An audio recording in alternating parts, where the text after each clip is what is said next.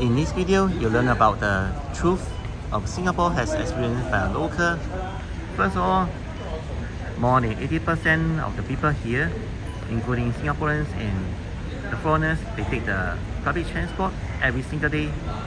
Public transport including the bus and the MRT subway station.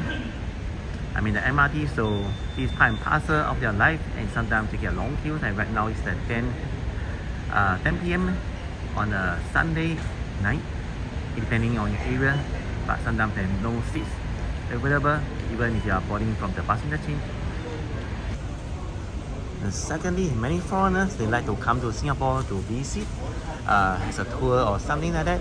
Can be free and easy tour, or they join for a guided tour, but then they become disillusioned and a bit disappointed when they find that the tourist attractions are only a handful, limited few, so they can finish touring the whole of Singapore in just 3 days.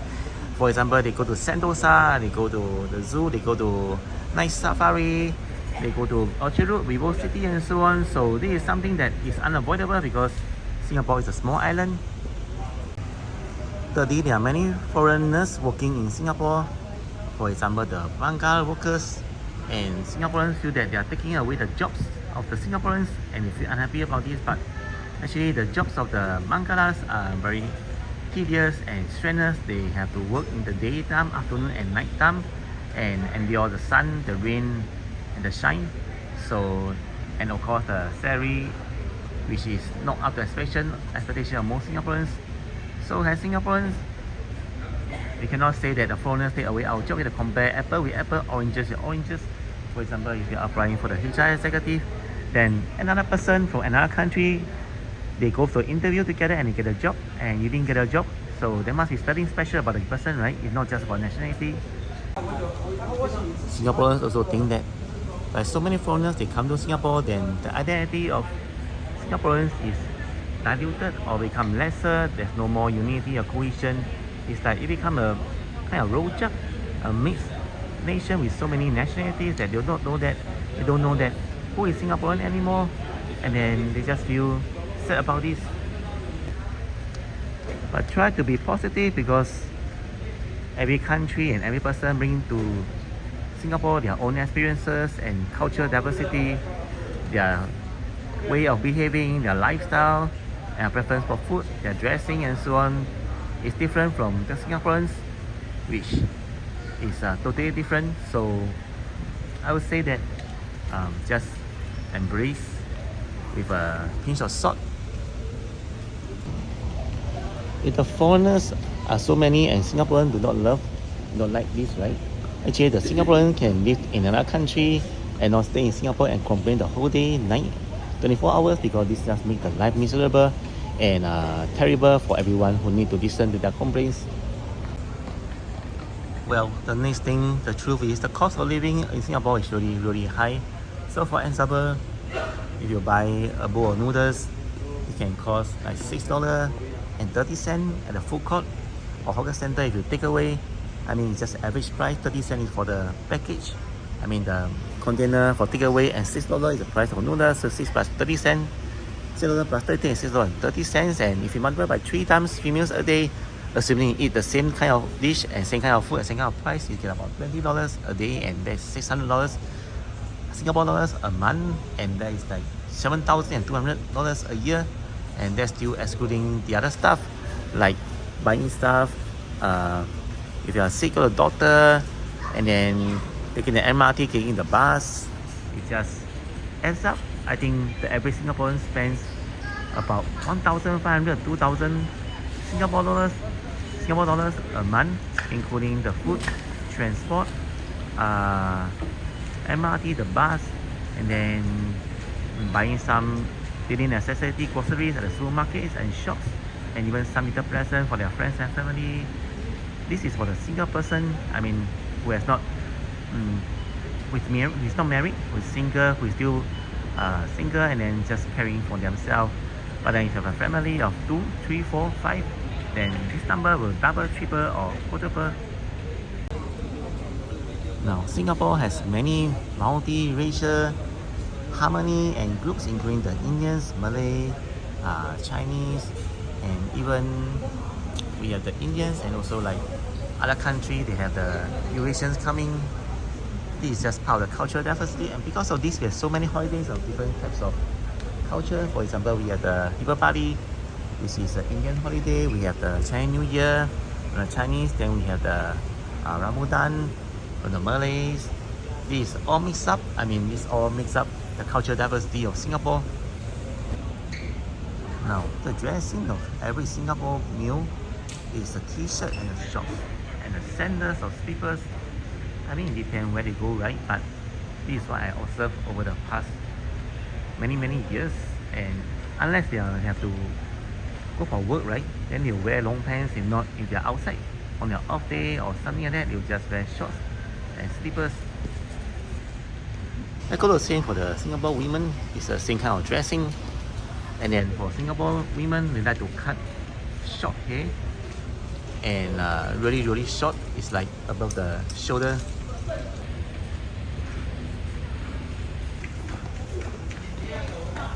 So the Singapore women will cut the short hair and even ask their kids to cut the same. And then when these kids grow up, they'll also have the short hair. I mean, there's nothing wrong, but this is just the trend of Singapore women from a very long time ago until now, and in the future it will be the same no matter what. The percentage of women, Singapore women having long hair is very little, unless they are in the university or even younger. Once they start to work and they get married and stuff, of course you'll spot the short hair. Now in Singapore, strangers will call you brother or sister. If you're a guy, they call you brother. If you're a girl, they call you a sister. For foreigners coming to Singapore, the first time they find it very strange and funny, because the foreigner is not the family member or siblings or the real brother or the real sister of the person who call them brother or sister. But let me explain this, like the Singaporean just want to be friendly and call you brother or sister so that it's easier to talk to you. They feel it that way. So the reason why Singaporeans feel very stressful and look stressful every single day is because highly due to the cost of living, and secondly they are stressed because there are actually not much places to relax. I mean, excluding the spas, massage, and even the swimming pool. I mean, there's really nothing too much, right? If you are Singaporean, you feel exactly the same way. But if you're a foreigner coming to Singapore for first time, you feel that, wow, Singapore is so clean, and then there are so many trees, the air is really fresh. But then after like some time, or if you come back to Singapore, visit a few times, you feel like there's really nothing much already, and then you just feel like, why is everything so expensive?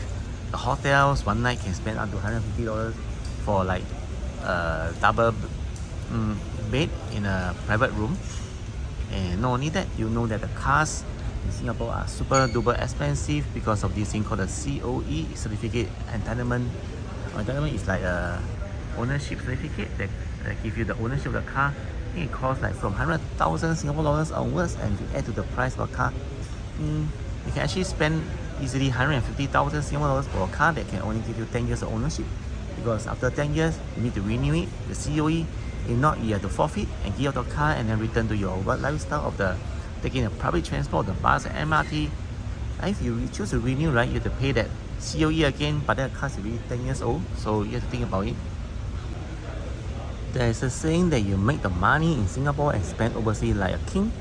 That is partly true because it depends on which country you go. If you go to the US, Japan, things will be more expensive than Singapore. But if you go to like Thailand, Vietnam, Laos, Cambodia, then you have more purchasing and spending power because of the actually the Singapore dollar is stronger and things are cheaper over there. It's a give and take kind of situation. And then if you're a first timer to Singapore, you'll find that something is strange. Why is an uncle over 70 years old and an auntie over 80 years old still working at this age? They should be retired and spending time happily with their grandchildren or children, right? So that reason boils down mostly due to the high cost of living, and secondly because they want to stay active, they do not want to stay at home. But the percentage is very low. Most of them, I would say over 80% work because they have no choice and they put food on the table every single day. So they accept the lowest salary, $1,000 $1,500, and you just work from Monday to Saturday, a 6-day work week, 44-hour work week, and then of course they'll complain, but then not to their manager and boss. We just know from this. Some Singaporeans do not like the foreigners coming to Singapore, but there's nothing we can do. It's either you accept or you complain. There's nothing we can do. We cannot stop them from coming, and we cannot stop them from leaving. It's their own free will. They are having complaints about the public transport system, having delays, and sometimes bus breakdowns, and sometimes the bus drivers are reckless and get into accidents. This is true. Next will be the prices of the flats or the HDB Housing Development Board. Flats are super expensive. I'm now at the Property Guru webpage. Let's sort by the lowest price and let's see what's the price like for a 3-room HDB flat, meaning there are 2 bedrooms and 1 living room.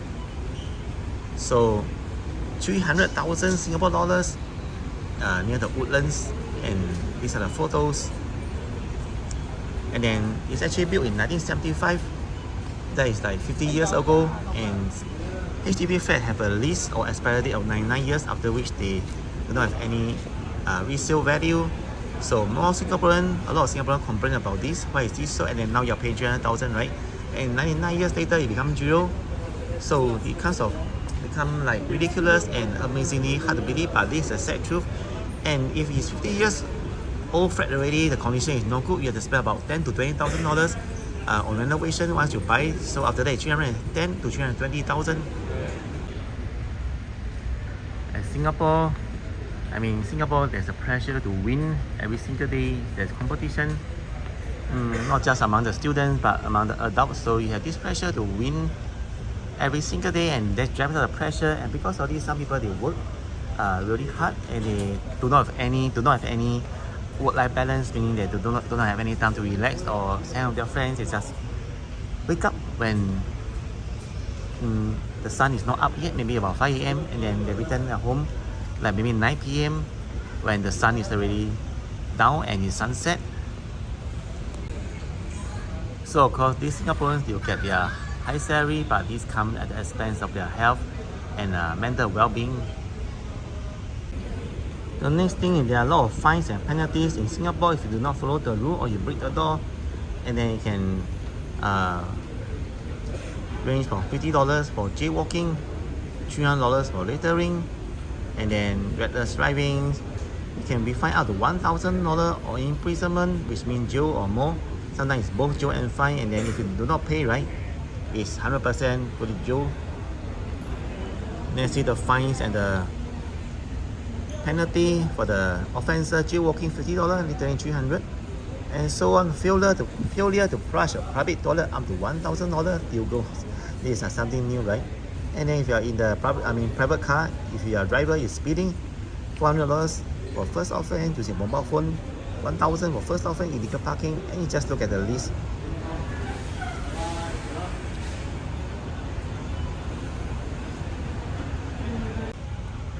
There are also complaints about Singapore being too humid or too hot 24 hours of the day, and then I do agree that the temperature is like either too hot or too warm, and then no air flowing, kind of feel suffocated, depending on your area and where you are.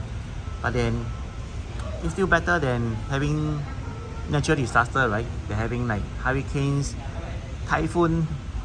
We are still like quite safe, 100% safe from this natural disaster. So this is one blessing which the Singaporeans feel to appreciate. Subscribe if you enjoyed the video so far and give a like so that more people can find the video. Thanks very much. Now, the main reason why many foreigners want to work in Singapore and live in Singapore, let's talk about working first, because they earn higher salary, and they think that after that, every month they can save a lot of money and maybe return to their home country and buy a house and get married and then be your own boss. But then it's kind of a fairy tale, because firstly, if they come to Singapore through an agent, right? Or an agency, then they have to pay some money, a big sum of money to come to Singapore, maybe $10,000 as a bond. After that, they come here, right? Then they will find the sad truth. It's like you have to pay the rent, so much stuff, and then the high cost of living. So after every single month, right, how much you actually save, it actually can be less than 1,000 Singapore dollars. And then if you multiply by 12, 1 year, right, it's actually about 10,000 Singapore dollars. If they work for 2-year contract, that is the 20,000 Singapore dollars. So in my opinion, it's like really not a lot. For foreigners, if you want to buy the private condominiums, you must pay 60% more for the additional buyer's stamp duty on top of the standard buyer's stamp duty. That means you pay like 60% more on top of the price of the condominiums. It's actually a lot of money. They cannot buy the HDB.